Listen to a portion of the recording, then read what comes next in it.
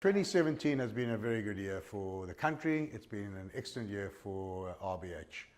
On the trading side, occupancies have remained relatively stable simply because the country is already running extremely high occupancies. There are exceptions in some of the specific regions, but generally speaking, occupancies are flat and average room rates have continued to grow. The provinces are doing probably the best they've ever done, and London just continues to confound experts with 4% plus supply coming in, and it's actually exceeding last year's numbers in terms of RevPAR, and in the sector that we operating in London is double RevPAR. What I'm extremely proud to say is that we as a company have even exceeded what the country has done, and I think that is a great message to both the general managers and their team and the management company who's been in support of that. And I think most of you would have seen Nitu's report that's on our website, which actually shows exactly how we have performed relative to how the market is actually performing. That's also a good sell for us when we go out and say to people, why pick RBH? Well, here's a pretty good reason. When the market does well, we do even better. And the downside hopefully will be when the market comes down, we can minimize the impact because we perform better. The mixture of business in our hotels has changed slightly, and some of it obviously is manifested in the good numbers that I've spoken about. But what is interesting is, generally speaking, transient business has gone down, but the leisure business has gone up. It's difficult for me, and I think most people, to actually explain why. We've had lots of rumors. There's different activity in the corporate market. Distribution channels have changed. The pound being weakening has also encouraged international tourism, particularly from America and to some degree Europe. But in effect, no one, I don't think, really knows the answer. Although I would guess that what I've just said is probably right. On the management company side, the successful acquisition of the Q Hotel portfolio, which I think was probably the exciting aspect in terms of growth, has replaced what we as a management company used to have in terms of Apollo and LRG. We've been actively looking for something to replace that.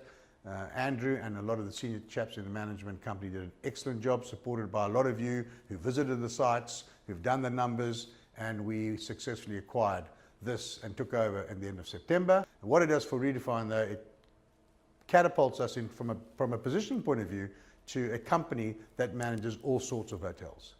I mean, it was a great finish to 2016 with the opening of our first Courtyard by Marriott in Edinburgh City Centre.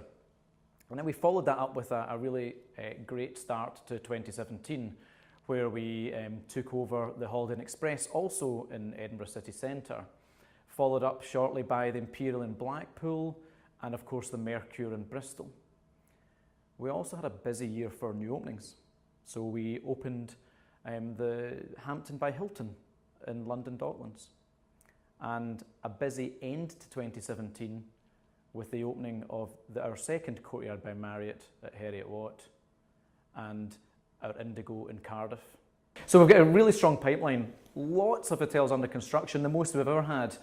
And 2018 is going to have a couple of openings. So next year we'll be opening our second Ibis Styles, and of course our second in Glasgow.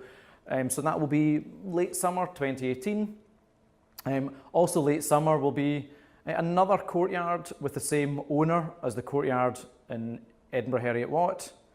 We'll be opening the Courtyard at Luton Airport, 250 bedrooms on the airport campus. So again, another busy year coming up. You never know, there could be others to join that, but the majority of our hotels then continue to roll and open in 2019 and 2020. We are a people business.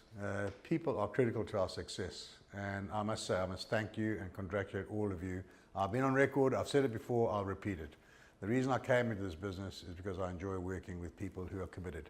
And hotel people, in my experience, are amongst the most committed that there are in any industry.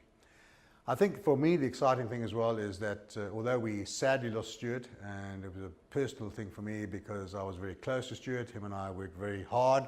And I must say, sometimes nearly lost the deal because that's how strong Stuart was at negotiating in terms of the BDL. But what was very encouraging is that Andrew stepped up to the plate. He's done an excellent job. And I think to have developed people in our own organisation, that when someone leaves, whilst it's a loss, we have the capacity to bring in someone new I think is a sign of a good organisation. I believe that's our strength as a management company. Congratulations to Andrew, who's the Chief Business Development Officer, taken over from Stuart. We've changed the title because Stuart's title was historical from the BDL days, and Martin now the Director of Human Resources. Again, I've got absolutely no problem that he's going to not only do a good job, but he's going to bring a different angle, just like Andrew brought into the development role, both of which are positive. On the long service side, it's also good to know we've got people who've been around for a long time. Vibu, I know he doesn't look it, but he's been with us for 15 years, and Mark Dempsey for 10. And there are lots of others who've been around for many years, but I think on the senior team, that was it. And I must also congratulate some of the people on the team. I believe there have been a few babies born. I'm not looking tired, but I know some of my other colleagues are, and congratulations to everybody who's had a new child come into their family lives. 2017 has been a real focus on health and well-being in the company. Over 100 people signed up to the Fitbit Challenge. I'm one of them, somewhere under here. It's great to see I've done 800 steps today, one of my busier days. But it's been a real great challenge that everyone has really taken on board and seems to have made a big difference. It has a little bit to me. So I'm told that since the challenge began in April, and someone is tracking this, that between the Manco, we've achieved 88 million steps. Now that apparently is the equivalent of one step 88 million times, which is some feat. And it's also great to see we're supporting the competition. The Village Hotel opened right beside the Glasgow office, and so far 20 people from the Glasgow office have joined up as fully fledged members of the gym. And I'm told there's some great new schemes coming up in 2018. Throughout 2016 and 17, we have partnered with Make-A-Wish, who are a charity that grant wishes for poorly children. So far in 2017, we have raised £45,000 for them, which is just short of our £50,000 target, but we've still got a few weeks to go. Over the 2-year partnership, we've raised over £120,000 for Make-A-Wish. The partnership with NSPCC has been really successful too. The hotels that have contributed to that charity partnership have raised £28,000 within the first 3 months. I'd like to say a big thank you to everybody that has participated in all of the events across the hotels and the offices. It's been a fantastic response. A big shout out to the RBH property team who climbed up Ben Nevis and built a hotel bedroom at the top. They raised over £11,000 this year for Make-A-Wish, which is a phenomenal achievement. There are lots and lots of other people who have participated in all sorts of events. Great job, guys. Keep it up. I suppose the question we're all going to be asking ourselves is, after such a great year, what about 2018? And I think 2018 for me is also interesting. Simply, one is clearly we've got to consolidate our position as a leading, or more importantly, the leading management or white label management company, as they call us in the UK.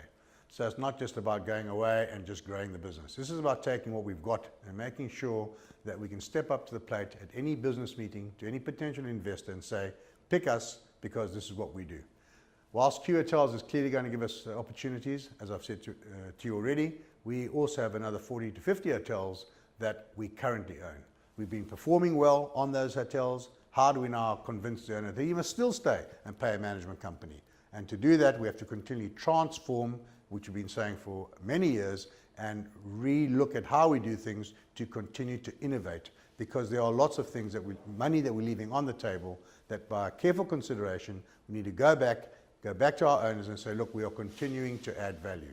Some of you may ask, what about mainland Europe? We went and made quite distinctive moves last year, and we decided to take a step back simply because we knew what was coming in the UK, and because we committed to performance, we don't want to overstretch ourselves. Germany was not an easy market to get into. It is still not an easy market to get into, but believe you me, it's just one blood nose. And you know, guys know my views on blood noses if you've been around. All it is, we're going to take a step back and we're going to really look at how we're going to enter it, but we're going to use a different approach. We are now looking at opportunities in other cities in Europe. We will go into mainland Europe, but we will go with the right deal. So I do believe that we are still focusing on it, but there are so many opportunities in the UK, we don't want to lose out on those. So it's a bit of a double-edged sword. We want to be able to perform, we want to be able to grow outside of the UK, and we don't want to lose opportunities in the UK.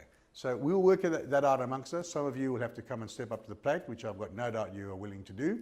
We just need to define exactly what it is to do, how fast we run, and when we run. We've got a lot of new openings coming in the pipeline.